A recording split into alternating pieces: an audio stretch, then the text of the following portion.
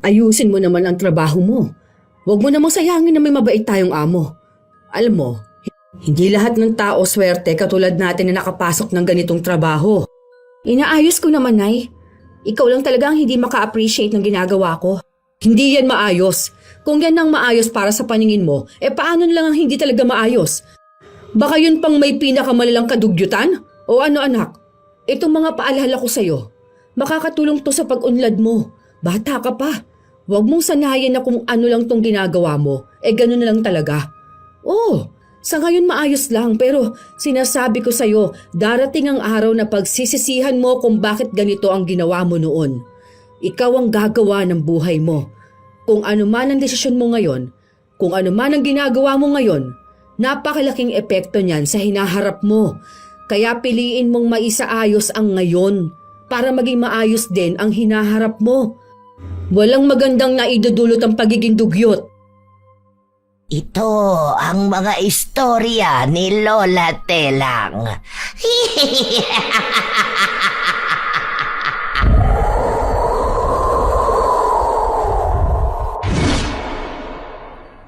Mahirap talagang ipagkatiwala ang anak sa ibang tao dahil kahit binabayaran mo pa ito sa kanilang serbisyo, may iba na hindi kayang maging tapat at malinis. Katulad na lamang ni Dang, isang klase ng yaya na walang respeto sa kalinisan at sanay sa kadugyutan. Dahil sa ganitong ugali, may parusa siyang matatamo na tiyak na pagsisisihan niya. Magagawa pa kaya niyang magbago o sadyang bibit-bitin na lamang niya panghabang buhay ang kaparusahan sa pagiging dugyot? Yung anak ko lang po, ma'am. Marunong po mag-alaga ng bata yon. Siya yung madalas na pinag-iiwanan ng mga pamangkin niya. Bunso ko po. Naghahanap na rin po kasi siya ng trabaho para hindi na ibang tao ang kunin niyo.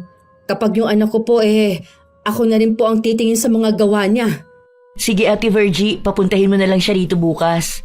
Sigurado ka dyan na kaya ng anak mo ang ganito. Alam mo naman tong si Baby Aljon, ang gaslaw nito. Opo ma'am, mas malala pa nga po dyan ang mga pamangkin niya. Sanay po yun sa mga bata. Minsan nga nagreklamo na sa akin na hanapan ko na lang siya ng mapapasukan kesa naman daw po na libre lang siya nag-aalaga sa mga pamangkin niya. Basta ate pinagkakatiwalaan kita dito. Alam mo naman na malaki ang tiwala ko sa'yo dahil 5 taong ka nang namamasukan sa amin. Sana maayos din tong anak mo. Opo ma'am, pangako po maayos ito. Pumayag si Abby na anak ng kasambahay niya ang kunin. Nakita na niya noon si Dang pero hindi niya nakausap tungkol sa pag-aalaga sa bata. Dahil noon, wala pa naman sa isip ni Abby na kumuha ng yaya para sa kanyang anak. Kailangan na lang niya ngayon dahil magtatrabaho na rin siya. May trabaho naman ang asawa niya at nasa ibang bansa ito pero hindi sapat para sa kanila. Lalo pat sumusustento rin ang asawa niya sa mga magulang nito. Gusto niyang makatulong sa pinansyal kaya naisipan niyang magtrabaho. 2 taon naman na ang anak niya. Kaya naisip niya na pwede na itong ipaalaga. Malaki rin ang sahod niya sa bagong trabaho. Ayaw pa nga ng asawa niya na magtrabaho siya, pero sa mabilis na pagtaas ng bilihin, hindi sapat sa isang pamilya na isa lang ang nagtatrabaho, lalo na't naubos ang ipon nila nung nanganak siya. Ayaw niyang iasa ang pera sa asawa dahil may plano rin silang pag-iipon para sa kinabukasan ng kanilang anak. Dumating na ang araw na nag-aalaga na si Dang ng bata. Noong una, maayos naman siya. Hanggang sa nakampante na ang kanyang amo, doon na lumabas ang tunay niyang ugali. Isang araw, tulog si Dang nang umiyak ang bata. Ano ba yan? Iyak naman dyan ng iyak? Ano bang problema mo ha? Inaantok pa ako. Tatahimik ka ba yan o lalagyan ko ng tape yung bibig mo? Hindi tumigil sa pag-iyak ang bata. Hindi ito mapakali at panay ang sabi na Makati. Pero hindi siya pinapansin ni Dang. Kinakalabit din siya ng bata at tinuturo ang diaper na suot niya at binabanggit ang salitang baho. Mamaya na yan. Inaantok na ako Tae ka naman kasi ng tae dyan Mamaya ka na magpalit. Hindi pa naman matagal yan. Bumalik sa pagtulog si Dang hanggang sa ginising na lang siya ng ina. Nak, ano ba naman yan? Bakit hindi mo inaasikaso tong alaga mo? Tignan mo nga, nanlamutak na ng tae rito sa higaan. Ay, ang sabi ko naman sa'yo na kapag ganito, asikasuhin mo na agad, hindi ba? Natuturuan naman na ito magbanyo eh. Ako na maglilinis dito sa kwarto. Paliguan mo na to. Nakakainis naman eh. Ano ba?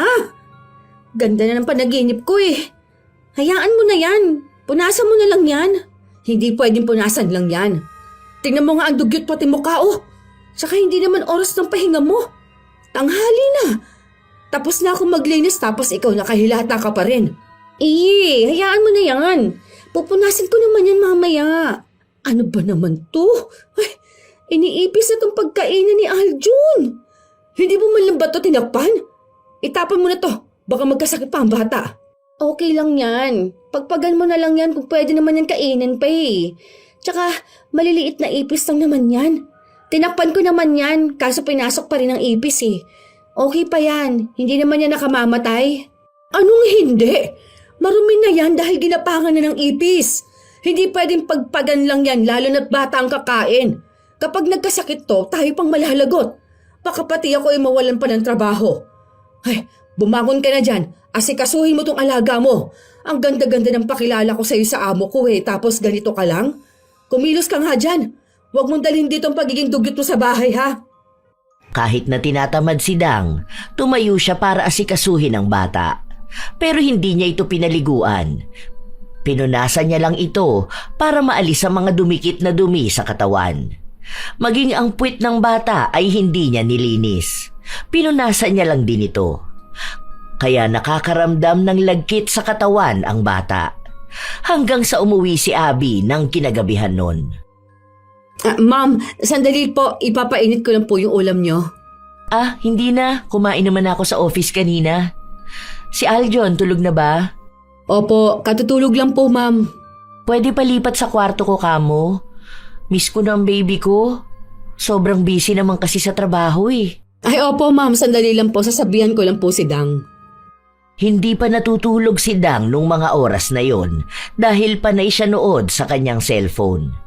Nang pumasok si Virgie sa kwarto, nakita niyang kung ano ang suot ni Aljon kaninang umaga, yun pa rin ang suot ng bata. Nangingitim na nga ang damit na yun. Bakas din ang dumi sa mukha ng bata, marumi rin at maitim ang talampakan. Nang amuyin ni Virgie, hindi mawari ang amoy. Ayan, panay ka TikTok. Hindi mo inaasikaso tong alaga mo. Ang baho, ang asim-asim, ang dumi pa. Ang sabi pa naman ni ma'am, dalhin sa kwarto niya si Aljon. Tapos ano, yan ang ipakikita mo? Ang dugyot? Di punasan ko na lang. Ang dami niyang wipes dyan oh. Hindi naman to problema, Nay. Masyado ka naman dyan nai-stress. Pulbuhan na pabanguhan lang yan, okay na yan. Ayusin mo naman ang trabaho mo, nak. Akong kinakabahan kapag pinagalitan tayo. Kalma lang kasi kayo, Nay. Wala yan. Minadali ni Dang ang pagpupuna sa bata. Matapos nun ay nilagyan niya ng pulbo at kaunting pabango ito. Pinalitan niya ng bagong damit at saka niya dinala sa kwarto ng amo. Ma'am, pasensya na po na tagalan. Nilagyan ko pa po ulit ng pulbo sa likod si Aljon eh. Ang pawisin niya po kasi. Oo, pawisin nga. Parang papa niya lang. Kaya nga sabi ko na dapat laging antabayanan dahil baka mangamoy maasim. Dapat 2 beses pinaliliguan. Kumusta naman ba? Okay naman po, ma'am. 2 beses ko po siyang pinaliliguan. Tapos minsan naman po pinupunasan ko. Ang likod po kasi kung saan-saan sumusuot. Halos 4 na beses po ata kami kung nagpapalit ng damit. Sige, buti naman. Sige po, ma'am. Punta na po muna ako sa kusina. Ayusin ko lang po yung i-sterilize kong gamit ni Aljon. Nagpapakita ng kasipagan at kalinisan si Dang sa kanyang amo. Dahil abala sa trabaho si Abby, hindi na niya masyadong pansin ang nangyayari sa bahay. Nandoon din naman si Virgie na maaasahan niya. Hanggang sa isang araw, nagkasakit si Aljon. Isinugod ito sa ospital. Nang umuwi sila, Doon lang tiningnan ni Abby ang mga gamit ng anak niya, pero habang wala sila, nilinis na yon ni Virgie bilang pagtatakip din sa kadugyutan ng kanyang anak. Bakit ganun? Ang sabi dahil sa karumihan kaya nagkasakit si Aljon. Maayos naman dito. Malinis naman. Baka po kasi ma'am kapag nasa labas si Aljon. Hindi hindi ko naman siya hinahayaang magdumi sa labas. Saka sabi ni ma'am, pwede naman daw makihalubilo sa iba. Bantay sarado nga ako sa kanya Nagsisend pa nga ako ng video kay ma'am kapag nasa labas kami. Kita naman doon na wala namang nangyayaring kakaiba. Baka naman mali lang ang doktor. Ganon yan sila minsan Nagbibigay na lang ng kung ano-anong haka-haka. Hindi naman marumi dito dahil mayat maya nga ako naglilinis sa mga gamit ni Aljon. Hindi pa kasi dumarating yung order kong CCTV May nire-recommend kasi sa akin ng kaibigan ko. Para kahit nasa work ako, mamomonitor ko si baby. Bakit mag-CCTV pa kayo, ma'am? Dagdag lang po yan sa gastos nyo. Di ba nga po ang sabi ninyo nag-iipon kayo? Okay lang yun, nasabi ko naman na sa asawa ko Para mamonitor din namin si Aljon. Para naman pong wala kayong tiwala sa amin. Meron naman, baka lang may hindi ako nakikita. Baka kapag tulog kayo o siya lang mag-isa sa kwarto. Sige na, magpapahinga na muna ako. Ngumiti lang si Dang, pero sa loob niya ay naiinis na siya sa ugali ng amo. Habang nasa kusina silang mag-ina, napag-usapan nila ang plano ni Abby. Ay salamat naman magkakaroon na ng CCTV sa kwarto ng alaga mo. O ayun, para makita ni mamang ginagawa mo. Malamang yan kapag may CCTV na, matututo ka na rin mag-ayos ng trabaho, hindi ba? Hindi yung puro kakadugyutan. Kaya nagkasakit yun si Aljon. Pinakain mo ba naman sa kanya yung merienda na ang tagal ng nakatiwangwang tapos nilangaw na? Kapag ako nahuli ni Mama Abby, matatanggal ako. Tapos, pwede ka rin matanggal kasi nga nanay kita. Kaya dapat ngayon pa lang, para hindi matuloy yung CCTV. Ay, ewan ko sa yung bata ka. Kaya pinagsisisihan ko talaga na ikaw ang nirekomenda ko sa kanya. Kung ibang tao na lang sana, baka hindi ganito. Alam ko kasi masipag ka mag-alaga ng mga pamangkin mo. Nag-aalaga nga ako, pero hindi naman ganyan kaarte, Nay. Yung kapag pinawisan, palit agad ng damit. Tapos kapag narumihan, maligo agad. Naka-aircon na nga sila, di ba? Dapat hindi na sobrahan ng kalinisin ng bata. Kaya yun nagkakasakit na sa sobrang linis. Basta ayusin mo na lang ang trabaho mo. Hindi pwedeng mawalan tayo ng trabaho, tandaan mo ha. May sakit ang tatay mo. Kung hindi magtutuloy-tuloy ang gamutan niya, baka mamatay yun. Tsaka nag-iipon ka rin ng pera pang abroad mo. Ayusin mo rito. Dahil baka kapag ganyan ka sa ibang bansa, malaman ko na lang, isinilid ka na sa freezer. OA naman nun, Nay. Wala yan. Huwag tayong kabahan sa CCTV na yan. Baka hindi na rin yan ituloy Tsaka hindi naman buong bahay, di ba? Sa kwarto lang naman daw. Lumipas ang ilan pang mga araw, natuloy ang pagpapalagay ng CCTV sa kwarto ni Aljon. Dahil doon, bibihira na lamang pumasok sa kwarto ang dalawa. Inilalagay lang ni Dang ang alaga kapag tulog na ito. Para hindi mahalata na hindi niya pinapaliguan ng bata, pinapalitan na lang niya ito ng damit para lang makita sa CCTV na iba-iba ang suot na damit ng bata. Nagpapakitang gilas din siya sa pag-aalaga at pagtuon sa kalinisan. Kahit na ang totoo, hindi niya talaga inaayos ang pag-aalaga kay Aljon. Isang araw, nasa kusina sila at naghahanda na para kumain. Ano ba naman yan, Nak? Huwag ka naman maglibag ng kilikili mo rito. Kakain na tayo. May pagkain dyan sa harapan mo Hindi naman ako naglilibag Kinakamot ko lang naman. Kain ka na. Ay, naku, maghugas ka muna ng kamay mo. Kinuskus mo yan sa kilikili mo tapos kakamayin mo yung pagkain ng bata. Tingnan mo nga, may naiwan pang libag dyan sa kuko mo. Ilang araw ka na bang hindi naliligo? Tsaka huwag mo kayang kamayin. Kita mo may sabaw yan. Hayaan mo na lang din kaya si Aljon kumain. Kaysa ganyan na dinudugot mo pagkain niya. Ay naku, Nay. Huwag nga kayong OA dyan. Okay lang yan. Wala namang mangyayaring masama. Tsaka pagkain lang din naman to, no? Noon nga kahit may sabaw ang pagkain, nagkakamay pa rin naman tayo, di ba? Iba yung sa atin, tsaka dyan sa alaga mo. Huwag mo namang babuyin yan. Tingnan mo, hindi pa talaga tumigil to. Sabi ko rin sa'yo na magputol ka ng kuko mo Kita mo na, nawala na yung libag sa kuko mo. Paano napunta sa pagkain ng bata? Sus, okay lang yan no. Hindi naman nakamamatay ang libag, Nay. Pampalakas ng immune system tong ginagawa ko sa kanya, no. Kumain ka na lang dyan, Nay. Gutom lang yung pinagsasabi mo sa akin eh. Tingnan mo nga tong bata. Wala lang mo siya nireklamo. Nanahimik si Virgie sa pinaggagawa ng kanyang anak. Kahit na pagsabihan niya ito, hindi ito nakikinig sa kanya. Kahit na anong awa ni Virgie sa bata, mas naaawa siya sa buhay nila kung sakali man na mawala ng trabaho ang anak, kaya hindi niya rin maisumbong.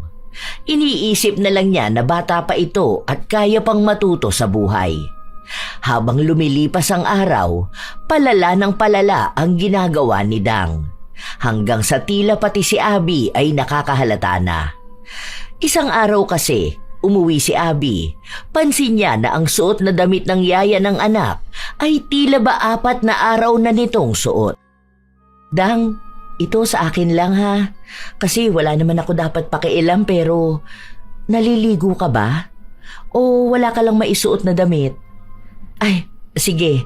Kapag naghalongkat ako tapos nakakita ko ng damit na hindi ko na ginagamit, bibigyan na lang kita. Naliligo naman po ako, Ma'am. Ah, okay, sige. Marami pa sanang gustong punahin si Abby, pero hindi niya magawa dahil baka sumobra ang masabi niya at makasakit pa siya ng damdamin ng iba. Nag-aalala lamang siya na kung ganon si Dang sa sarili niya, paano niya magagawang alagaan si Aljo ng maayos at malinis? Kaya para hindi direktang kay Dang ang salita, nagpunta si Abby sa ina ng dalaga para sa kanya ipadaan ang mga sasabihin niya. Nag-aalala din ako para sa kanya, Manang. Alam mo naman na dalaga siya. Bata pa naman siya pero sana alagaan niya rin ang sarili niya. Tapos ang baho ng hininga niya. Sana hindi ka po ma-offense sa sasabihin ko ha. Hindi ko naman po yun problema pero kasi alam mo yun, dapat alam niya rin ang kalinisan para malinis niya rin ang anak ko. Opo, Ma'am. Okay lang po. Pinagsasabihan ko naman po siya. Malinis naman po yung anak ko. Minsan lang po talaga mukha talaga siyang malagkit. Gawa ng maghapon pong active si Aljon. Madalas pong nasa labas sila, hindi ba po? Tapos mainit kaya laging pinapawisan. Pero naliligo naman po yon. Nagpapalit din po ng damit niya. Sadya lang na nagagawa niya yon kapag tulog na po ang alaga niya. Pero pagdating naman po kay Aljon, malinis po talaga siya. Alam ko po yun, Ma'am. Kasi po kami po palagi ang magkasama rito sa bahay. Kita naman po ninyo sa CCTV niyo, Ma'am, na maayos niyang naaalagaan ang anak ninyo. Sige Manang, naniniwala naman ako sa'yo. Pero yun lang talaga ang concern ko, na baka pwede ring maagapan yung sa kanya. Kasi ikaw, kahit na may katandaan ka naman na, kita pa rin sa balat mo na malinis ka. Kaya napagkakatiwalaan kita rito sa bahay. Sana lang talaga ganun din ang anak mo, lalo na sa panahon na hindi ko nakikita. Opo, Ma'am. Makakaasa po kayo na nakabantay ako sa mga ginagawa niya. Kahit naman po nanay niya ako pagsasabihan ko po siya kapag alam kong mali talaga ang ginagawa niya. Nakuha ni Virgie ang tiwala ng kanyang amo. Kaya kahit naduda ito kay Dang, hindi pa rin inalis sa trabaho. Hanggang sa lumipas pa ang ilan pang mga araw, tuloy-tuloy na ang pagiging dugyot ni Dang. Minsan pa, kahit na kumakain ng bata ay nangungulangot siya. Wala siyang pakialam kung mahalo man sa pagkain. Dahil para sa kanya, hindi naman yun kadugyutan. Pagdating sa gamit ng alaga niya, hindi niya rin inaayos. Minsan pa, pinapasuot niya ang damit na nagamit na, lalo na kapag lalabas siya kahit paamoy maasim na yon. Matagal din siyang magpalit ng diaper. Isang beses pa, umuwi sila galing sa labas. Akala ni Dang ay wala pa ang amo, pero sakto na pagpasok niya ay kauuwi lang din pala ni Abby. Ma'am, nandito na po kayo? Akala ko po gabi pa ang uwi niyo. Ah hindi, maaga ako ngayon. Half day nga lang ako pero nag-grocery kasi ako. Oh, saan kayo galing? Grabe naman ang dumi ng damit ni Aljon. Ano yan? Bakit may mga parang tutong pa ng pagkain na natuyo sa pisngi niya? Ang baho niya rin. Bakit naman ganyan? Ma'am, napasobra po kasi ang laro niya eh. Andoon kasi yung paborito niyang kaibigan, yung anak nung dyan nakatira sa kulay red na gate. Ang kulit po ma'am eh. Kahit na anong pigil ko, pumupunta talaga sila dun sa padulasan na marumi. Kaya inuwi ko po muna para paliguan na rin. Sure ka ba? Bakit parang nakita ko ng suot niya yung damit na yan? Marumi na yan di ba? Yan yung suot niya kahapon na hindi pa ata nalabhan. Itong diaper niya, punong-puno naman yata. Tinuruan ko na siya paano iihi para hindi na mag-diaper. Di ba ang sabi ko sa'yo, gano'n na lang din ang gawin mo? Para matuto siya magpaalam kung naiihi na ba siya o nadudumi. Opo ma'am, pero bata po kasi yan eh. Teka lang po, paliliguan ko na lang muna siya. Hindi na nag-atubili ang dalaga na dalhin ang alaga sa banyo. Dahil baka kung ano pa ang makita ng amo niya. Pero pagdating sa banyo, hindi naman niya agad pinaliguan ang bata. Binuksan niya lang ang shower para magmukhang may ginagawa siya sa loob. Kahit na ang totoo ay panay lang siya cellphone. Tinanggal niya ang diaper. Sa kanya hinugasan ng bata na kanina pang nanunuyo ang dumi sa balat. Punas-punas lang ang ginawa niya dahil kapag pinaliguan niya, tatagal lang ang oras niya. Sinigurado na lang niya na wala nang duming nanuyo sa balat ni Aljon. Matapos nun, pagpasok sa kwarto, pinaliguan niya lang ng pulbos at pabango bago niya sinuotan ng bagong diaper at damit na bagong laba lang din. Para mas mangibabaw ang amoy kahit na hindi niya nilinis ng maayos ang bata. Inaamoy niya rin ang ulo, amoy pawis kaya pati bunbunan ng bata binuhusan niya ng pabango. Pasimple lang ito dahil alam niyang maaaring nanonood ang kanilang amo. Habang kasama ni Abby ang anak, ang mag-ina naman ay nasa kusina. Ang aga naman umuwi ni ma'am. Bakit hindi mo naman ako sinabihan, Nay? Hindi mo man lang ako tinawagan? Tatawagan pa lang sana kita. Kaso nalobat pala itong cellphone ko. Nung kukunin ko na, saka naman dumating kayo. Buti nadaan mo sa paliwanagan. Siguro naman, inayos mong paliguan ng bata. Hinilod mo yung dumi sa katawan niya. Baka magtagal yung libag sa balat niya. Wala naman libag yun. Tsaka bata pa naman yun. Sino ba naman pupunan ng libag niya? Hayaan mo na yun, okay na yun. Basta mabango naman ang bata. Anak ko, ayusin mo naman ang trabaho mo. Huwag mo namang sayangin na may mabait tayong amo. Alam mo, hindi lahat ng tao swerte katulad natin na nakapasok sa ganitong trabaho. Inaayos ko naman, Naya. Ikaw lang talaga ang hindi maka-appreciate ng ginagawa ko. Hindi yan maayos.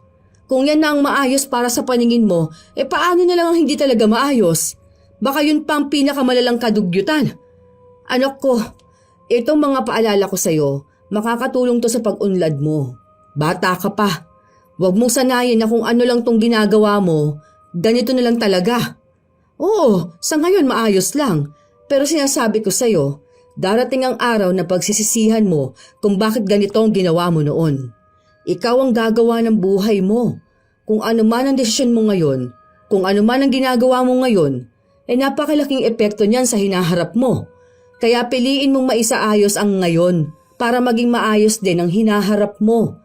Walang magandang naidudulot ang pagiging dugyot. Nay, OA ka lang talaga. Wala yan. Hindi naman to sobrang kadugyutan, no?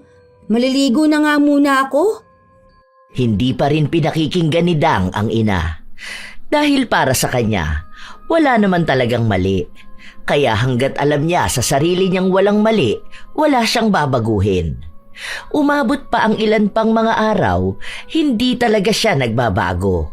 Katulad din na hindi tumitigil ang ina na pagsabihan siya. Isang araw, wala si Virgie dahil nagpaalam siyang aalis muna saglit. Kailangan niyang umuwi sa kanilang bahay dahil sasamahan niya ang apo na nagkasakit. Kaya si Dang ang naiwan sa bahay kasama ang inaalagaan nitong bata. Ang boring ha. Parang gusto kong manood ng TV. Kaso nakakatamad din pala. Makatulog na nga lang kaya muna. Kaso paano naman tong bata na to? Ang likot pa oh. Ayaw naman matulog. Teka, para hindi to maglilikot kung saan-saan. Ano na lang, tama, itatali ko na lang siya. May nakita akong tali dito eh. Nasaan na ba yun? Naghalungkat ang dalaga hanggang sa nakita niya ang tali na nasa ilalim ng mesa. Kinuha niya yon at saka niya itinali ang damit ni Aljon. Oh, ayan. Para kahit na maglilikot ka dyan, hindi ka kung saan-saan mapupunta. Diyan ka lang ha. Di ka naman makakaalis dyan eh. Matutulog muna ako. Ay, teka. Kukuha muna pala ako ng pagkain mo para hindi ka umiyak dyan. Inilapag lang ni Dang ang pagkain na kinuha niya sa sahig. Marumi ang sahig dahil hindi naman niya nilinisan ang dumi doon kanina. Natuyo na lang yon sa sahig at kahit na alam naman niyang puno yun ng mikrobyo, nakuha niya pa ring hayaan na ilapag ang pagkain ng bata. Tila ba nagmukhang aso si Aljon? Mas masahol pa dahil kahit platong paglalagyan ng pagkain, hindi niya pa ibinigay. May inumin naman na nasa baso pero dahil bata yon na malikot, natabig at natapon. Nahalo pa ang tubig sa pagkain na naaapakan din ni Aljon. Maruming marumi kung titingnan pero ipinikit na lang ng dalaga ang kanyang mga mata saka siya natulog. Buo ang loob niyang hindi uuwi ang amo. Habang nasa kasarapan ng tulog si Dang, nagising siya sa isang malakas na sampal. Nababalo ka na ba talagang bata ka ha? Ano ba naman itong pinabayaan mong alaga mo? Naglamutak na rito oh. Yung pagkain kinakain niya, nakadikit na sa sahig. Ang dumi, ang daming buhangin, tapos may buhok-buhok pa oh. Basa pa siya. At ang masama pa, itinali mo talaga? Paano kung pumulupot sa leeg ng tali ha? Ay Diyos ko po. Ano ba namang utak ang meron ka anak? Ang sakit mo naman manampal, Nay. Nakikita mong nagpapahinga ang tao eh. Tsaka wala namang masamang nangyari sa bata na yan ha. Siya naman na may kasalanan kung bakit nadulog yung pagkain niya dyan. Nakakainis naman talaga. Ah, talagang gusto mo pang hintayin na mapahamak ang alaga mo? Ha? Bumangon ka dyan. Paliliguan ko to. Ikaw ang maglinis dyan ng kalat. Ako nga, tigilan mo kung babae ka ha. Huwag mo kung paaandaran dyan sa tinatamad ka. Sinasabi ko sa'yo, isa pa. Ako na mismo magsasabi kay Ma'am Abby na tanggalin ka na sa trabaho mo rito. Tatanggalin? Saan naman ako mag-a-apply niyan? Ayoko nga sa factory. Ang gulo kaya ng trabaho dun, no? Okay naman na kasi yan. Hindi rin naman nagreklamo yung bata, hindi ba? Basta, gawin mo na lang ang inuutos ko sa'yo. Ikaw kayang kasambahay dito, Nay. Ibig lang sabihin nun, ikaw ang dapat na naglilinis ng bahay at hindi ako. Mamaya na, inaantok pa talaga ako. Wala nang nagawa pa si Virgie. Punong-puno na siya sa pinaggagawa ng kanyang anak. Kaya umabot na sa punto na handa na siyang sabihin kay Abby ang nangyayari. Gusto niyang humanap na lang ito ng ibang yaya para sa anak nito. Humahanap lang siya ng pagkakataon para umamin. Habang hinihintay niyang lumabas ng kwarto si Abby, dumating naman ang anak niya. Nay, tingnan mo. Ang mahal ng gamutan ni Jennifer. Kung isang buwan to, mga nasa 4K ang kailangan. Saan naman kukuha si kuya ng pera para dito? 4K nga lang sinasahod dun sa pinapasukan niya eh. Tapos hindi rin naman siya pwede magdagdag ng trabaho kasi nga sakitin din siya. Tingnan mo, kung isusumbong mo ko, paano pa ako makakatulong sa pamangkin ko? Kaya ba ng sahod mo na makatulong dito kay kuya? May iniinom ka rin na gamot? Tapos pangkain pa sa bahay. Kaya pag-isipan mo maigi kung isusumbong mo ko. Alam ko na gagawin mo yun ngayon. Kahit na hindi mo sabihin sa akin, ramdam ko. Pero sige, bahala ka. Ikaw rin naman ang mamumroblema kapag wala tayong maitulong kay kuya. Oh, ayan na si Ma'am Abby. Lumabas na ng kwarto niya. Palapit na rito. Naku, pasensya na ate. Tumawag kasi ang asawa ko eh. Ano pala yung sasabihin mo sa akin? Okay ka lang ba? May problema ba? Sige po, iwan ko na lang po muna kayo kung may pag-uusapan po kayo, ma'am. Punta lang po ako sa kusina, ma'am. Tungkol saan ba yung sasabihin mo sa akin, ate? Wala po pala, ma'am. Wala po, okay na po pala. Pasensya na po sa abala, okay na po. Tungkol nga saan? Kanina parang mukhang seryoso yung gusto mong sabihin sa akin. Tapos ngayon naman wala lang yun. Parang feeling ko hindi lang yun wala lang. Ay, hindi po. Bala ko po kasi sanang bumali. Kaso naisip ko po na katatapos lang ng sahod namin eh. Nakakahiya naman po yun. kailangan po kasi ng apo ko ng pambili ng gamot. Alam niyo naman po yung nangyari sa kanya, hindi ba? Yung sa may sakit niya po, naisip ko lang na para makabili po sana ng iinumin niyang gamot. Pasensya na po. Yun lang naman pala eh. Bakit nahihiya ka pa? Pwede ka naman mag-CA kung kailangan mo talaga. Pero ngayong araw mo na ba kailangan? Wala kasi akong cash eh. Magkano ba sana? Nakakahiya po ma'am, pero 2K po sana. Kung okay lang naman po. Wait lang ha. Titingnan ko kung may pera ako sa bag. Pero kung wala, bukas ko na lang ibibigay sa'yo ha. O kaya i-Gcash ko na lang kung sakali man. Nakatingin lang si Virgie sa kanyang amo habang naglalakad dito pabalik sa kanyang kwarto. Ilang sandali pa, lumapit ulit sa kanya ang anak na mukhang kanina pa rin nakikinig sa usapan nila. Sa totoo lang, naguguluhan pa rin ang ginang sa magiging desisyon niya. Pero bakas na sa mukha ni Dang na mas nagwagi ang salitang sinabi niya kaysa sa konsensya at awa ng ina. Oh, bakit naman hindi ka nagsabi, Nay? Akala ko ba naiinis ka na sa akin? Hinihintay ko pa naman na isumbong mong pinaggagawa ko. Tapos iba pala yung sasabihin nyo. Nag-CA ka pa dyan bigla. Pwede bang tumahimik ka na? Hindi naman nakakatulong yung pinagsasabi mo sa akin. Hindi mo rin kasi kaya, di ba? Alam mo, Nay, yung awa-awa na nararamdaman mo dyan sa alaga ko, wala yan kumpara sa awa na dapat mo maramdaman sa apo mo. Kaya wag mong isipin ng ibang tao. Ang dapat palagi mong iniisip, pamilya natin. Mas kawawa tayo kaysa sa kanila, no? Tsaka inaalagaan ko naman yung bata sa ibang paraan nga lang, sa paraan kung saan ako mas sanay. Wala naman akong mali dun eh. Sadyang iba lang sa iniisip mo. Sure din naman ako na may ibang yaya rin na ganun ang gawain. Kahit napalitan ako, malamang yung papalit sa akin, tatama rin din sa panay pagbabantay ng bata. Mas okay na to kasi magkasama tayo. Nagtutulungan tayo para sa pamilya natin. Hindi nagawa ni Virgie na ilaglag ang kanyang anak. Kahit na sa mga sumunod na araw, patuloy pa rin sa kadugyutan si Dang. Kung ano-anong ginagawa niya sa bata na hindi nakikita sa CCTV. Kapag naman kasama nila si Abby, doon lang kahit na paano ay tumitino si Dang. Minsan kasi, parang gusto na lang ni Virgie na naroon palagi ang amo para naman magtrabaho ng maayos ang kanyang anak. Pero naiisip niya rin na kung nasa bahay lang si Abby, malamang walang trabaho si Dang. Naiipit siya palagi sa dalawang sitwasyon. Awa niya sa amo at awa niya sa pamilya. Isang araw, naabutan niya ang anak na pinapakain ng alaga nito. May gamit naman itong kutsara, pero nung bumahing si Dang, hindi niya tinakpan ang bibig niya. Sana naman matuto ka magtakip ng bibig mo. Tingnan mo, yung mga kaning lumabas dyan sa'yo, napunta sa pagkain ng bata. Kita ko pa na suminga ka para ilabas yung butil ng kanin dyan sa ilong mo. Tapos kada bahing mo'y tumatalsik yung laway mo sa mukha ng bata. Ano ba naman yan, ha? Parang hindi kita tinuruan ng bata ka na kapag ganyan itatakpan mong bibig mo para hindi tatalsik sa ibang tao. Kanin lang yan, Nay. Hindi naman yan nakamamatayan, oh. Ang nakamamatay dyan, yung germs. Paano namang sinabi niyo, Nay, na may virus ako? Ni hindi nga ako nagkaroon ng COVID noon. Kaya hindi siya mahahawa ng kahit na ano sa akin. Healthy rin ako. May sakit ka, hindi ba?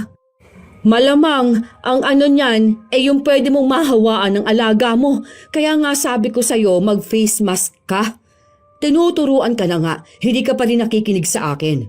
Kapag may sakit ka, kapag uubo ka o babahing, takpan mong bibig mo para hindi rin tumalsik yung laway mo sa ibang tao. Nakakahiya yan kung sakali mang magkaroon ka ng nobyo o asawa tapos ganyan ka kumilos. Kapag sa ibang bansa ka talaga niyan ako, gawin mo yan? Aba, ewan ko na lang kung anong mangyayari sa'yo niyan. Wala naman kasi akong nakakahawang sakit, Nay. Ang OA nyo, parang lagi mong sinasabi na may malubha akong karamdaman. Sus, bahing at ubo lang naman to. Normal naman sa tao na magkaroon ng ganito, ano? Kahit naman sino pwede magkasakit. Hindi naman dahil lang sa nahawa sila sa akin. Tsaka sa panahon na to, usong ubot sipon. O sige, kung wala ka mang sakit o nabigla ka lang sa pagbahing, mas maganda pa rin na magtakip ka ng bibig mo para hindi mo matalsikan ng iba. Kung ang mga bata nga natuturuan kung paano ang tamang pagkilos kapag uubo o babahing. Tapos ikaw na may isip, na hindi mo pa rin inaayos? Akala ko pa naman naturuan kita ng maayos noon. Iba naman na ang naging ugali mo. Hindi ka naman ganyang kadugyot noon ha. Oh, baka sadyang hindi ko lang nakita dahil lagi akong wala sa bahay dahil sa trabaho ko. Ang tagal ko nang nag-alaga ng mga pamangkin ko, Nay. Wala naman nagkasakit sa kanila, di ba? Tingnan mo nga. Kasi nga, sanay yung katawan nila. Hindi yung katulad ng mga mayayaman na ganito. Akala mo bawal madampian ng marumi kasi magkakasakit na. Sa sobrang sasela nila, hindi nakikilala ng katawan nila yung mga germs. O, di ba? May dulot na maganda kapag nakasanayan mong marumi kasi hindi ka kaagad dadapuan ng sakit.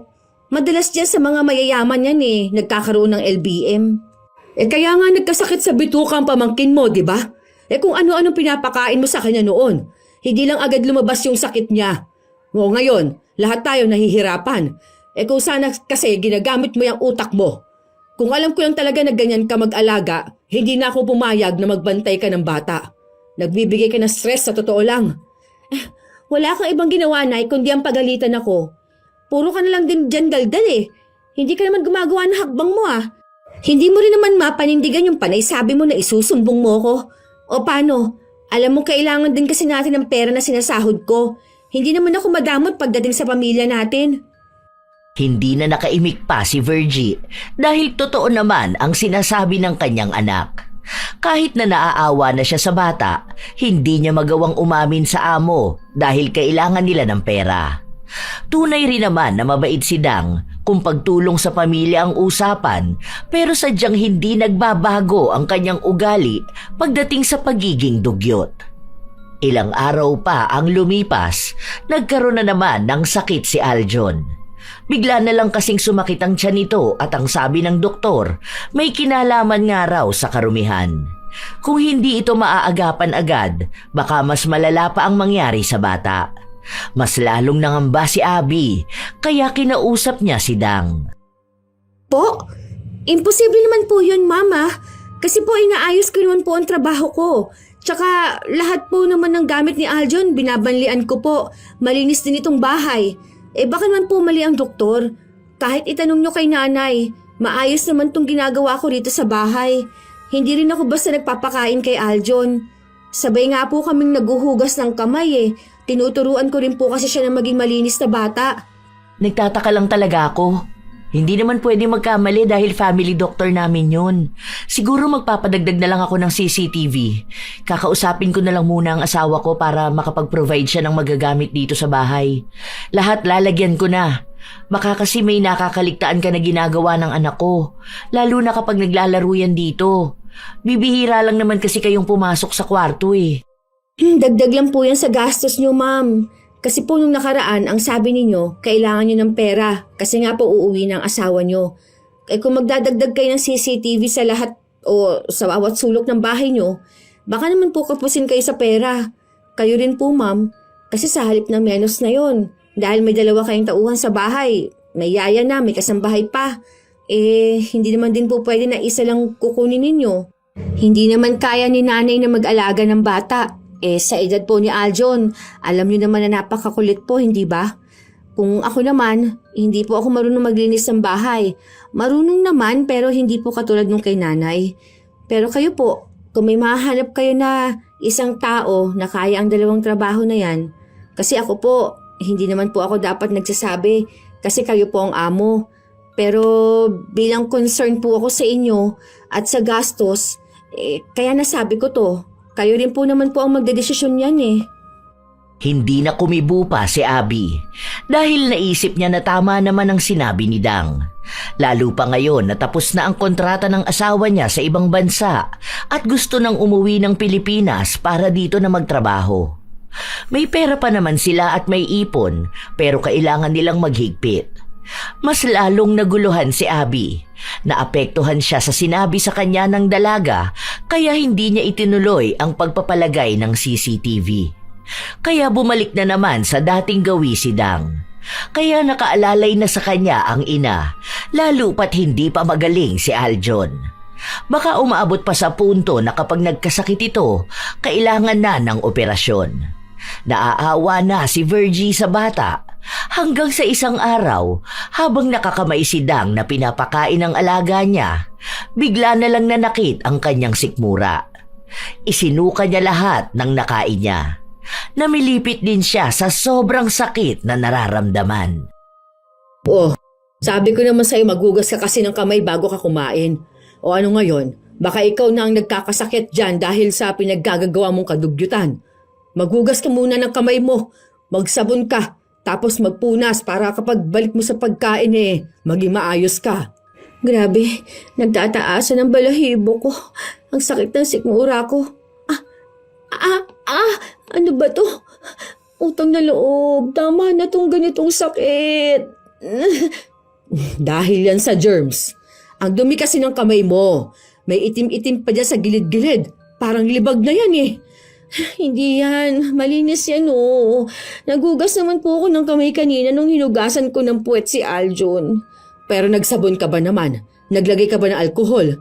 Hindi, pero kahit papaano nadampian naman ng tubig ang kamay ko. Malilinisan na rin yun. Tsaka wala naman ding ibang amoy Ibig lang sabihin nun malinis na to. Kita mo na. Kanina pa yung umaga, tapos kung ano-anong pinaghahawakan mo kanina. Nangalkal ka pa ng basurahan kanina.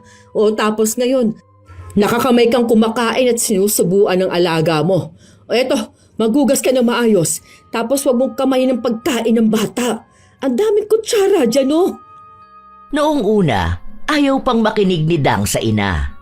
Babalik pa sana siya para kumain ulit at pakainin ang bata, pero bumabalik siya sa pagsuka. Hanggang sa nanghihina na talaga siya. Doon lang siya naghugas ng kamay. Ilang minuto lang noon, kahit na paano, naging maayos ang kanyang pakiramdam. Pinalitan din ng ina ang pagkain na kinakamay niya kanina at binigyan siya ng kutsara. Huwag ka na munang magkakamay. Baka dyan kaya sumasakit ang tiyan mo. Sige na, kukuhanan na lang kita ng mainit na tubig para inumin mo. Pinalitan ko na rin pati pagkain ni Aljon. Huwag mong kakamayin yon ha. Ang dumi pa rin ng kuko mo. Mamaya nga magputol ka na talaga. Nakakadiri ang tignan. Kaya yung dumi niyan nakakain mo na rin. Tapos nadamay mo pa yung bata. Dati pa naman po ako nagkakamay, di ba? Wala namang nangyayaring ganito sa akin Bakit ngayon? Siyempre, baka ngayon pa lang talaga lumabas yung sakit mong ganyan. Ganun naman yung ibang sakit, hindi agad nararamdaman. Minsan, dala na rin talaga yan ng kadugyutan. Kaya nga sinasabi ko sa'yo na may malaking epekto yung ganyan sa isang tao. Kaya nga tinuturo kahit bata kung paano maging malinis, hindi ba? Nag-imbento na naman kayo dyan, Nay. Parang maisingit mo lang talaga kung ano yung maisip mong sabihin. Basta may kinalaman sa pagiging dugyot. Naku, totoo talagang sinasabi ko sa'yo. Hindi lang sakit ang pwede mong makuha kapag ganyan ka kadugyot. Pati kahirapan ng buhay, parang libag mo na manunuot talaga sa pagkatao mo. Hindi na makakibo pa ang dalaga. Hindi niya kayang ipaliwanag kung ano bang klase ng sakit ng sikmura ang nararamdaman niya nung mga panahon na yon. Dahil nawawala naman, pero bumabalik din ng biglaan. Ilang araw ang lumipas, hindi nawala ang sakit na nararamdaman niya. Hindi naman ito lumalala na halos hindi na siya makakilos, pero tila ba umaatake ito kapag hindi siya nagiging malinis sa katawan o sa pag-aalaga niya sa bata. Isang hapon, nasa sala sila ng kanyang alaga matapos na dumumi si Aljon. Wala itong suot na diaper. Hindi niya pa muna sana aasikasuhin pero nakita siya ng ina. Oo, nanay. Ito na nga, Teka lang naman kasi. Lagi nagmamadali Akala mo naman talaga. Oh, ayan ka na naman. Tutok ka na naman dyan sa kaka-TikTok mo. Wala naman yung magandang naitutulong sa'yo. Buti sana kung pinapanood mo dyan kung paanong maging malinis na yaya at anong masasamang dulot ng kadugyutan. Ayusin mo yung paglilinis sa bata, ha? Kita mo, naglamutak na naman dyan. Ang tigas kasi ng ulo mo. Sinabi ko nang lagyan mo ng diaper dahil nagtatai nga yan. Maglilinis din ako rito. Lagyan mo ng diaper ha, pagtapos baka mamaya sumakit na naman ang tiyan yan. Tapos ang sabi ko sa'yo, tignan mo maigi. Yung mga hinahawakan niya, kung ano-ano sinusubo niyan. Kaya sumasakit ang tiyan ng bata eh. Masyado kang pabaya. Oo nga po. Ito na nga po oh. Last na muna to. Patapos na. Puro ka na lang last. Yan din yung sinabi mo kanina. Hindi mo asikasuhin ang pagbabantay mo sa alaga mo. Mas binabantayan mo pa yung palabas na pinanonood mo. Uy, talaga ang kulit niya oh. Akin na nga yung cellphone mo. Ayaw pang bitawan ng dalaga ang kanyang cellphone kaya inagaw na lang ito ng ina. Sa inis niya, nagpunta sila ng banyo pero nagmamadali siya kaya hindi na niya pinaliguan ang bata. Kumuha na lang siya ng maruming damit sa kanya ipinuna sa katawan ni Aljon. Hindi man lang niya binasa para matanggal ang mga nanuyong dumi. Hindi na rin naman siya nag-abala na tanggalin yun dahil gusto na niyang matapos ang paglilinis sa alaga. Halata na rin kasing inaantok ito. Kapag natulog na si Aljon, pwede na ulit siyang maghilata at manood hanggang sa magising ulit ito. Wala pa naman din si Abby, kaya walang titingin kung malinis ba ang bata. Okay na yan. Hindi ka naman masyadong nangangamoy eh. Lagyan na lang kita ng pabango at pulbos kapag dating ng mami mo mamaya, ha? Ano ba yan? Ito na naman to. Buisit naman talaga. Agad na sumuka ang dalaga. Napahawak pa siya sa kanyang sikmura. Para bang hinahalukay ito at lahat ng pagkain na nakain niya, kailangan niyang ilabas lahat. Nang matapos siyang sumuka, hinang-hina siya. Napaupo pa siya sa sahig ng banyo. Ang alaga naman niya, tahimik lang na nakatayo at naghihintay ng susunod na gagawin sa kanya. Ilang sandali pa, sumilip ang kanyang ina sa banyo. Hindi mo talaga pinaliguan ng bata, no? Paliguan mo na yan. Tapos kuskusin mo yung paa niya. Ang daming naiwang dumi. Baka maging libagin yan kapag ganyan lang ang ginawa mo eh. Hindi yan pwedeng punas-punas lang. Pwede na yan. Hindi naman yan mahahalata. Tsaka nangihina ako. Gawin mo yung trabaho mo. Paliguan mo yung bata. Nandyan naman na yung mga gamit niyan. Bilisan mo na, inaantok na yan oh. Huwag mong sanayin na hindi pinaliliguan ng bata. Hindi malilinisan ang katawan yan kung panay ka lang punas. Babantayan kita hanggang sa matapos ka dyan ha. Bilisan mo dyan. Ayusin mong pagkuskus sa balat niya. Ayan oh, kita mo yan? Parang kapag nagtagal talaga yan, magiging libag na yan na hindi madaling matanggal eh. Mahihiya pa yung bata kapag laki niyan. Pabanguhan na lang yan. Kuskusin ko na lang yan ng wipes mamaya. Ay aba, hindi! Magtrabaho ka dyan! Ayusin mo yan! Wala nang iba pang nagawa si Dang kundi sundin ang kanyang ina. Kahit na paduwal-duwal siyang kumikilos at pinaliliguan ng alaga. Panay ang utos sa kanya ng ina kung paano paliguan si Aljon. Ang ginawa niya lang kasi, binasalang ang katawan ng bata, sa kanya kinuskus ng sabon ang katawan, tapos binanlawan. Pinaulit sa kanya ng ina ang pagpapaligo sa bata. Itinuro kung paano mas lalong malilinisan ang katawan nito at paano matatanggal ang mga nanuot na dumi. Patagal ang minutong ginugol ni Dang hanggang sa natapos sila. Pati sa pagbibihis sa bata, tinuruan din siya ng ina. Ito ang nagmando sa kanya para magawa ng maayos ang trabaho. Nang makatulog na ang bata, bumalik si Dang sa sala. Humiga sa sofa habang hinihilot ang kanyang sikmura. Napapapikit pa siya para pigilan ang pagduwal. Ano na yung nangyayari sa'yo? Grabe. Para naman akong sinusumpa nito eh. Sobrang hirap naman talaga. Hanggang ngayon parang bumabaligtad pa rin talaga ang sikmura ko na eh. Ayoko namang sumuka dahil baka lamang loob na ang lumabas sa akin. Magpahinga ka na lang muna riyan. Pagtapos mo niyan, maligo ka para naman umayos yung pakiramdam mo. Tsaka para makapaglibag ka na rin. Ilang araw ka na kayang hindi naliligo ano. Pawis na pawis ka pa tapos ang asim na ng amoy mo. Grabe ka naman, Nay. Itong sikmura ko kayang usapan natin. Grabe kaya to, no? Hindi to birong sakit. Wala rin eh. Isinuka ko rin lahat ng kinain ko kanina. Nakakainis naman tong ganito. Magpa-doktor na kaya ako, Nay. Baka may sakit na ako eh.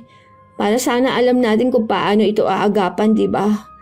Ayoko talaga ng ganitong pakiramdam. Kung alam mo lang talaga, Nay, kung gaano to kahirap sa akin. Ay, hindi na.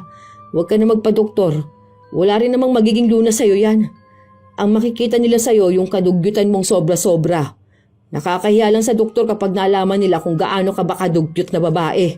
Pagalingin mo na lang ang sarili mo. Basta ang gawin mo, maging malinis ka sa katawan mo. Grabe naman kayo sa anak niyo, Nay.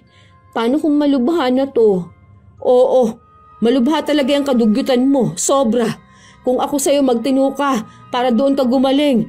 Kasi kung paulit-ulit na ganyan ka kadugyot, baka hindi lang yan ang sakit na makuha mo. O tingnan mo, ang dali lang naman sanang maging malinis, hindi ba? Paliguan mo ang bata, ilang minuto lang yun. Magugas ka ng kamay kapag pakakainin mo siya. Hindi lang para sa kanya yun, kundi para rin sa kalusugan mo. Ang maganda pa nun, magtatagal ka rito sa trabaho.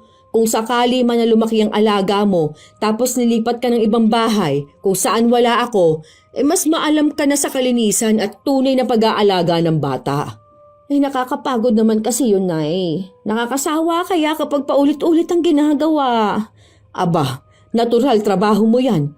Kaya ka nga binabayaran para gawin mo yan eh. Ako, bilang kasambahay, kasama rin sa obligasyon ko ang panatilihin ng kalinisan sa bahay, ang kalinisan sa pagkain. Kahit na nakakapagod, kailangan kong gawin dahil ito ang trabaho ko. Kung tamad ako, kung dugyot ako, hindi ko dapat kinukuha itong ganitong klase ng trabaho. Yon ang gusto ko na maintindihan mo. Kung anong trabaho na kinuha mo, dapat alam mo rin sa sarili mo kung paano mo yun paninindigan. Hindi pwede yung ganyan ang trabaho mo tapos irereklamo mo. Huwag kang maging yaya kung hindi mo kaya mag-alaga ng bata. Hindi na kumibo pa ang dalaga. Hindi niya alam kung paano sasagot dahil humihilab talaga ang kanyang sikmura. Hindi naman siya makapunta ng ospital dahil ayaw niyang may malaman tungkol sa kanyang nararamdaman. Takot siyang magkasakit, lalo na't mahirap lamang naman sila. Tinutulungan niya rin ang pamangkin niya. Ilang linggo pa ang nakalipas, walang pasok sa trabaho si Abby. Nangangamba pa nga si Dang na baka umatake ang kanyang sakit at maging dahilan pa yon para tanggalin siya sa trabaho.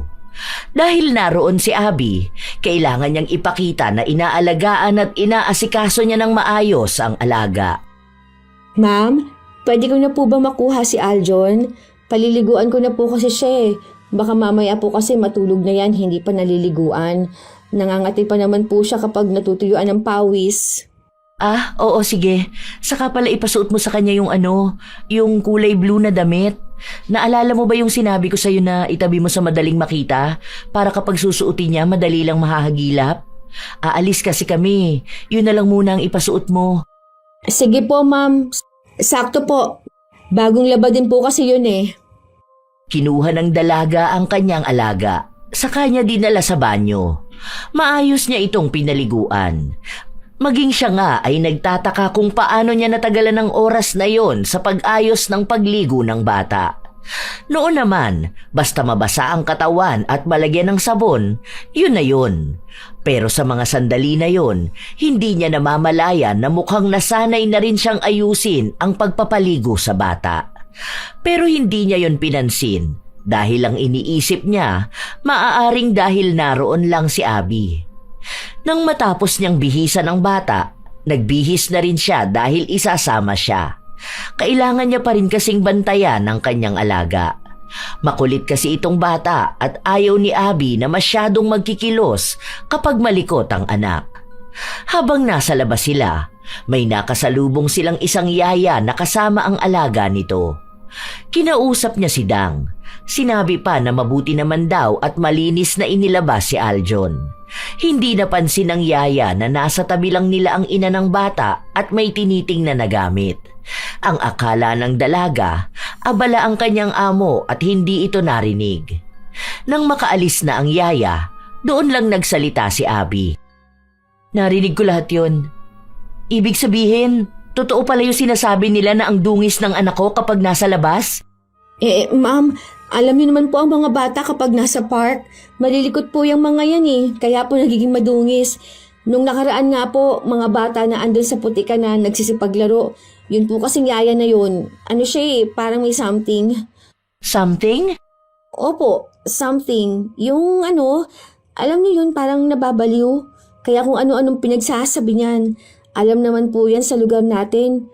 Minsan nakikisama na lang rin po kami sa kanya. Pero kapag may sinasabi po siya, mali-mali talaga eh. Sabi niya pa na nagpunta kaming park kahapon, kita niya naman po na nasa bahay lang kami, di ba? Nasa kwarto kami ni Aljon kasi natulog lang siya halos maghapon. Tapos ako po may LBM. Tsaka nagsasabi ako kapag pupunta kami ng park. Kaya wag niyo po yan silang papansinin. Kapag may nagsusumbong sa inyo, ginugulo lang naman ngayon ang iniisip niyo po. Hindi na kumibo pa si Abby. Ilang araw pa ulit ang lumipas. Kapansin-pansin na may nagbabago kay Dang. Hindi niya yon pansin, pero alam ng kanyang ina na hindi na siya kailangang paalalahanan minsan na maghugas ng kamay dahil tila ba nasasanay na rin siya. Sa tuwing hindi kasi siya gagawa ng kalinisan, doon umaatake ang sakit ng kanyang sikmura. Kaya ayaw niyang sumusuka siya dahil sinasabi niya na pakiramdam niya ay malapit na siyang mamatay. Isang araw, naabutan siya ng kanyang ina na naghuhugas ng kamay at nagsasabon pa. Kasabay na rin noon ay hinuhugasan niya ang kamay ng alaga. Oh, aba ayos yan ah. Marunong ka na pala talaga maghugas ng kamay. Wala naman ako magagawa, Nay. Alangan namang magsusuka ako dito, di ba? Naiinis na nga ako eh. Parang tanga. Laging hugas ng hugas. Nakakatamad naman tong ganito. Tapos kapag hindi ko naman ginawa, ano mangyayari sa akin? Lupaypay na naman ako sa isang gilid kasi nilabas ko na naman lahat ng kinain ko. Ang mahalaga ngayon, alam mo na yung ginagawa mo. Huwag mo na lang uulitin para hindi ka na talaga magkasakit. Para hindi na rin magkasakit yung alaga mo. Tandaan mo, isinugod na naman niya sa ospital. Ipinagpatuloy niya ng ilang araw ang ganong gawain. Sinusunod niya ang ina sa mga utos nito sa kanya kung paano niya magagawang maging malinis at maiiwas ang sarili sa pagiging dugyot. Pero sadyang sanay na siya sa dati niyang gawain kaya sinubukan niya ulit bumalik sa pagiging dugyot para hindi na siya mapagod sa kasusunod sa kalinisan. Isang araw, pakakainin ni Dang ang kanyang alaga. Naalala niyang marumi ang kamay niya, pero sinubukan niyang huwag maghugas. Tinitingnan niya kung hindi na babalik ang pagsusuka niya dahil ilang araw naman na rin siyang walang nararamdamang masama. Habang nagsasandok siya ng pagkain, hindi siya mapalagay. Para bang kung ano-ano ang tumatakbo sa kanyang utak. Hindi niya namamalayan na nasa lababo na siya at naghuhugas ng kamay. Todo ang pagkuskus niya at pagsasabon. Nagtataka siya kung paano nangyari yun. Basta ang alam niya lang, kailangan niyang maging malinis. Doon na siya nasanay na sa tuwing kikilos siya, iisipin niya ang kalinisan. Hindi na katulad noon. Hanggang sa isang beses, nagkausap silang mag-ina. Pwede pala yun. Parang hindi ako mapakali kapag hindi ako naguhugas ng kamay. O kaya kapag may nakikita akong marumi. Ang weird nga eh. Dati kasi nasanay ako na bahala na lang. Walang hugas ng kamay kasi hindi naman din sobrang dumi ng hinahawakan ko. Saka baka mamatay din ng mikrobyo. Tapos ngayon, hindi natatahimik yung utak ko kapag hindi ako naglilinis. Normal lang naman yan. Dahil ganyan naman kasi ang dapat. Kailangan mong malaman kung gaano kahalaga ang kalinisan. Natatakot kasi ako eh. Nung nakaraan, kumain kami ni Aljon, yung padala ni Ma'am Abby. Tapos, nasa sala lang kami. Nagkutkot ako ng kuko ko sa paa. Tapos, sinimay ko yung pagkain ng hindi naguhugas ng kamay. Tapos, ayun, nagsusuka na naman ako pagkatapos namin kumain. Sobrang grabe yung hilab ng tiyan ko. Wala ka kasi kaya hindi mo nakita na eh. Parang sinusunog yung bituka ko. Parang ganun na pakiramdam. Ewan ko ba? Basta, sobrang sakit po talaga. Oh, nakita mo na yung ginawa mo? Isipin mo ha, paa mo yan. Tapos inilalakad mo na yan kung saan-saan. Kinukutkot mo pa talaga yung kuko mo. Tapos hihimayin mo ang pagkain. Ano ba naman yun, di ba? May mga mikrobyo nang nasa pagkain nun. Kaya ayan, nagkakaroon ng reaksyon ng katawan mo. Kung ganyan ka palagi, malaki magiging epekto niyan sa'yo. Kapag nagkasakit ka, kailangan mo ng panggastos. Kung wala kang trabaho, paano na lang, di ba? Kaya nga dapat laging isipin ang kalinisan dahil malaki ang epekto nito sa kalusugan natin. Kaya sana matuto ka na dyan sa nangyayari sa'yo na hindi lahat ng oras malakas ka, na dapat gagawin mo lang kung anong naiisip mo, na hindi inaalala kung may malaking epekto ito sa kalusugan mo o sa kalusugan ng mga batang inaalagaan mo. Hindi lang sa mga pamangkin mo, hindi lang kay Aljon, pwedeng sa ibang mga bata na aalagaan mo o sa mismong magiging mga anak mo. Minsan kasi parang nakakatamad eh. Tapos minsan parang OA na yung sobrang selan na pwede naman maging maayos ang lahat kahit na hindi na itodong linis. Aba, ewan ko ba? Hindi naman agad mamamatay ang isang tao eh. Mas mabilis pa nga mamatay kapag sobrang selan. Iba-iba kasi ang mga bata. Iba-iba ang bawat tao sa pagdating ng usapin ng kalinisan ha. Mayroong mga tao na hindi talaga sanay sa kalinisan. Meron namang mga tao na sobrang selan. Depende yan sa kinalakihan nila o sa sarili nila mismo. Pero ikaw, sobra naman kasing kadugyutan mo. Nandadamay ka ng bata. Kapag naging sakitin yan, siya ang magdadala nun ng mahabang panahon. Kaya sana naman, anak ko, subukan mo namang magbago. Hindi kasi habang buhay na kasama mo kung umaalalay sa'yo. Huwag mong hayaan na lamunin ka ng karumihan. Mahirap makawala sa ganyan. Kaya maging malinis ka para sa sarili mo at para sa ibang tao sa paligid mo. Mas magaan pa rin sa pakiramdam kapag malinis ka. Hindi nakakibo ang dalaga sa mga salitang sinabi sa kanya ng ina. Pero maging sa isip niya, naiisip niya ang pinaggagawa niya noon na hindi na niya magawa ngayon.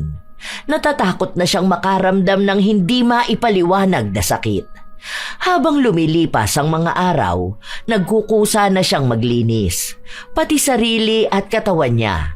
Naging maarte na rin siya sa dumi, kaya sa tuwing marurumihan ang kanyang alaga, hindi siya mapakali kapag hindi niya ito nilinisan.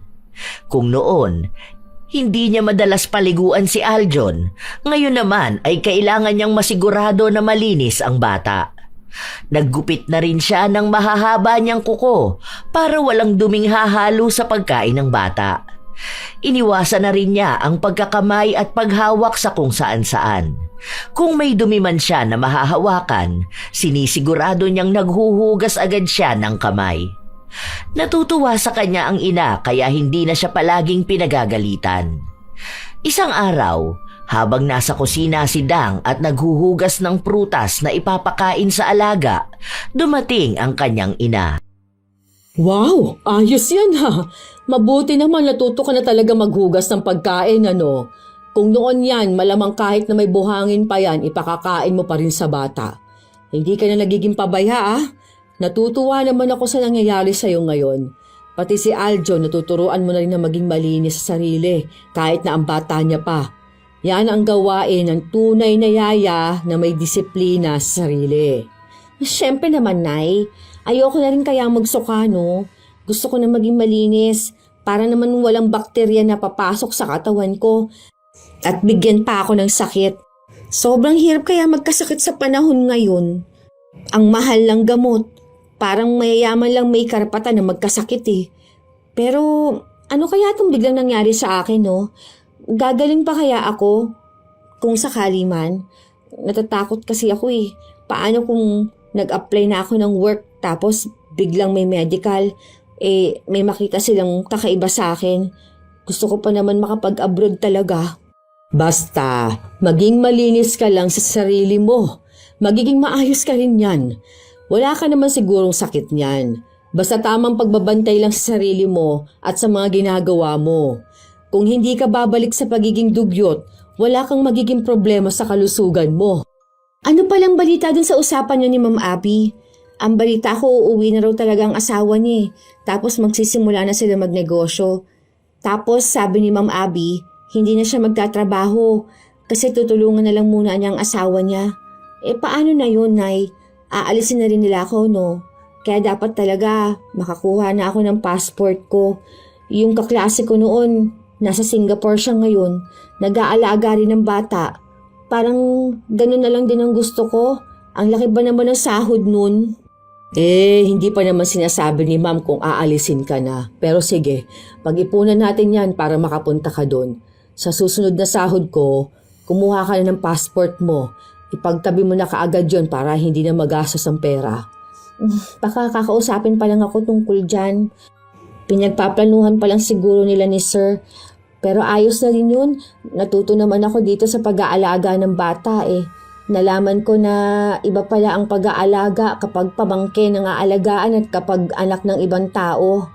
Basta palagi mong tatandaan yung payo ko sa'yo ha. Huwag kang gagawa ng bagay na alam mong makakapagpahamak sa'yo at sa alaga mo. Lalo na kung tungkol sa kalinisan. Nako, mahirap na. Hindi lahat na magiging amo mo katulad ni Ma'am Abby ha. May iba na sobrang higpit. Kaya isang pagkakamali lang ang magawa mo, panigurado niyan may parusa ka. Tapos sa ibang bansa mo pa gagawin, ay nako. Opo, Nay. Gets ko naman po. Saka ayoko na kayang mamilipit sa sakit tapos isusuka ko lang din naman lahat nung nakain ko. Ubus talaga ang energy ko eh. Hindi lang sa'yo, pati na rin kay Aljon. Isa pa rin po yun, Nay. Naaawa rin ako sa kanya. Kapag nasa masagi sa utak ko yung mga pinaggagawa ko sa kanya, nakukonsensya talaga ako eh. Kaya humihingi ako ng sorry sa kanya. Kahit na hindi ko alam kung naiintindihan niya ba ako. Nakakahiya talaga yung pinaggagawa ko. Kababae kong tao, dugyot ko. Nagkasakit pa tuloy si Aljon dahil sa akin. Kaya gusto ko na din talaga magbago, Nay. Baka kasi lumala pa yung maranasan niya. Ang mahalaga niyan, may natutunan ka sa pinagdaanan mo at natuto kang magbago. Sana wag na dumating ang araw na bumalik ka ulit sa pagiging dugyot. Kailangan mo ng respeto sa kalinisan at lalong respeto sa trabaho na mayroon ka. Biyaya ito sa atin, kaya hindi pwedeng mawala lang dahil lang sa kapabayaan at pagtalikod sa kalinisan.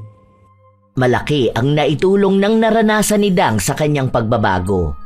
Ang hindi niya alam, lumapit ang kanyang ina sa mangkukulam para bigyan siya ng leksyon.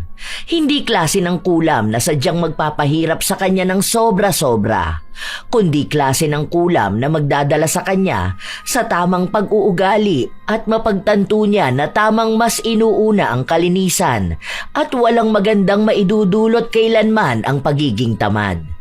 Isang araw, habang binibihisa ni Dang ang kanyang alaga, tinawag siya ni Abby.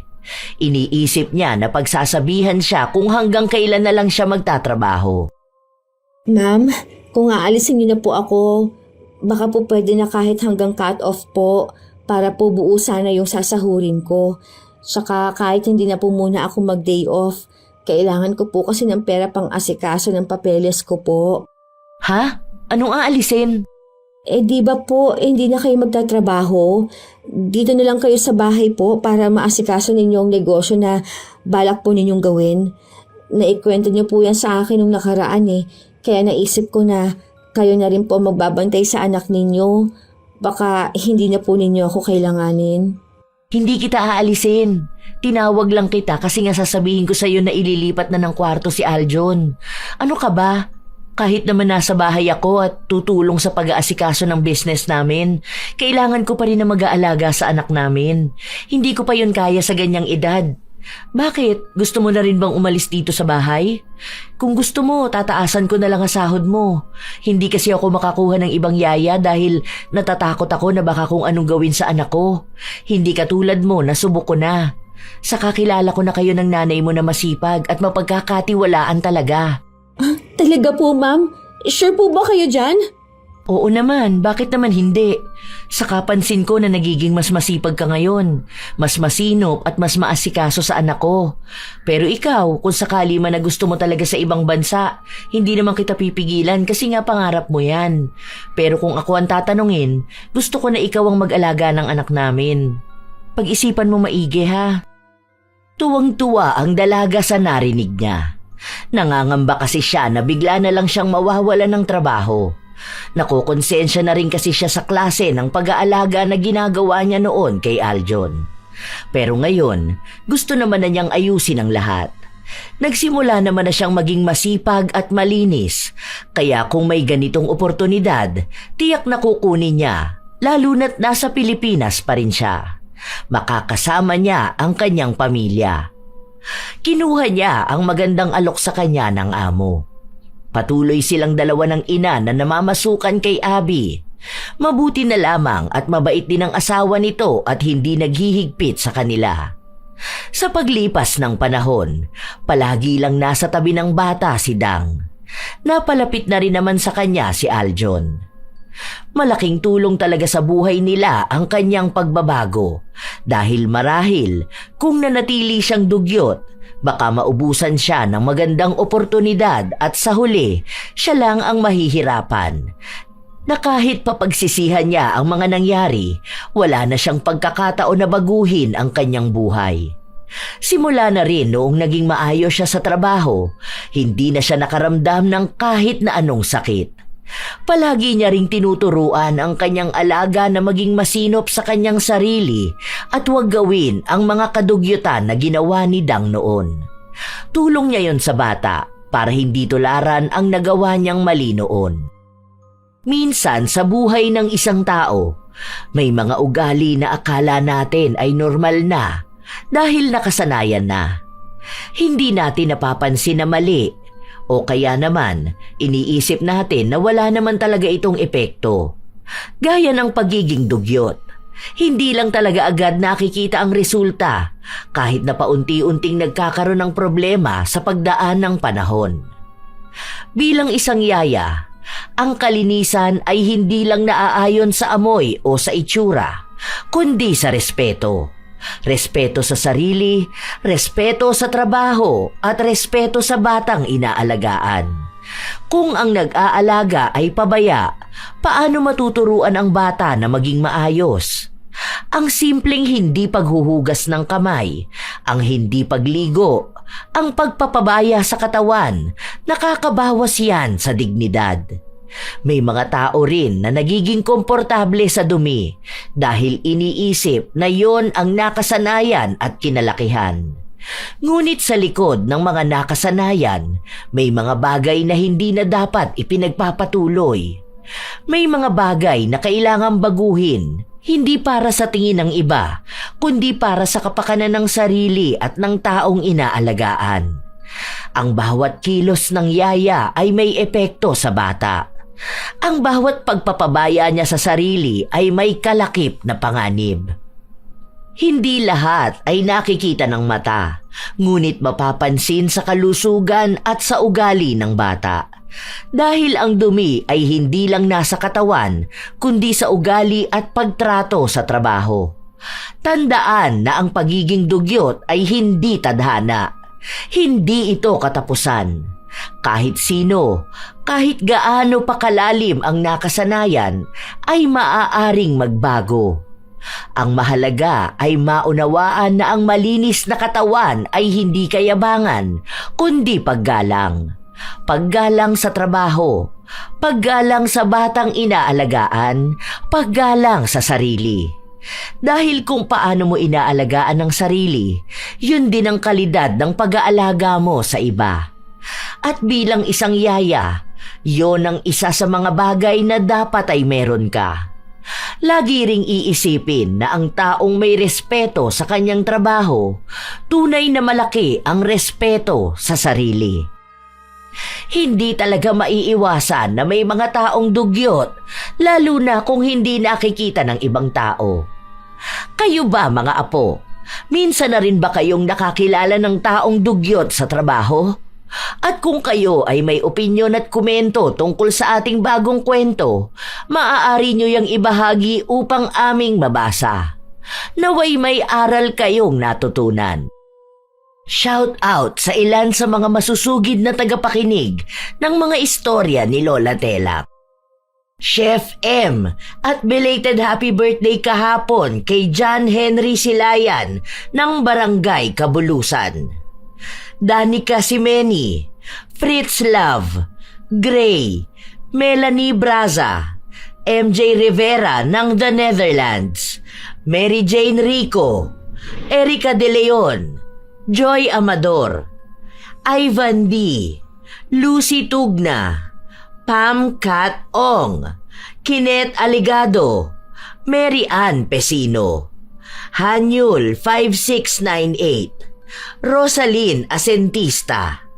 Salamat sa pakikinig ninyo, Maria Vanessa Nimo, Selina Torres, Grace Torib, Janelle Ramos, Love, Mr. and Mrs. K. Vlog, Benilda Ministerio, Letty Joachim, Erlinda Tolenada, Cherry Mukbang ASMR, Rose Ann Romasanta, Christina Peru, Vanessa Hagensten, Beth Lisa, Riza Rizardo. Shout out din sa inyo, Joseph Apego, Irene Canubas, Regine Opada, Brian Mendoza, Binibining Reggae, Maria Evelyn Santos, Sherlyn Joseco, Charlene Gumansing, Light Gutierrez, Myralyn Vergabera, Isa Bianca Taroza, Sirwen Cordero, Nigel Manozo, Cecil Figueroa Bernabe, Melodena Caballes. Shout out sa mga solid kong apo, Sydney Crosswind, Supladang Pasaway, Lovely Rose Roa, Kimpoy Feliciano, Hazel Fiesta, Marie the Lightworker, Gia Gigi, Francisco Neng, Jeremy Saranillo Francisco, Josefina Fuelias, Roy Lacandalo, Vicky Yabut, AJ Chua, Estely Reyes, Mel Santarita, Matt Sarol, Irisabela Tuazon, Mike James Tapak, Will Maleses, Raquel Hasegawa, Jenny Suzuki, Lurian Vitalicio, Leonisa Cobo, Maria Lee Nakagawa, Hayashi J. Megan, Lynn Hasegawa, Elise Padilla, Lydia Lopez, Gemstone Claro, Lance MBB, Arvid Shane Hoiberg Channel, Gami Neil Francisco at sa kanyang asawang si Dada Neil Francisco, Pureza Tagiwalo, Rachel Whitney, Alma Naong, Jennifer Makasinag, Jaime Constantino, Milrose Demate, Razon Yao, Robert Crimen, Rosalina Bugayong, Ami Yong, Ami Bag, Angelina Ignacio, sa buong Team Manok ng Amsik Angeles City, Pampanga, Ray Galedo at sa Galedo family ng Kabuyaw, Laguna, Roslyn Mangilin, Cherry May Libiran.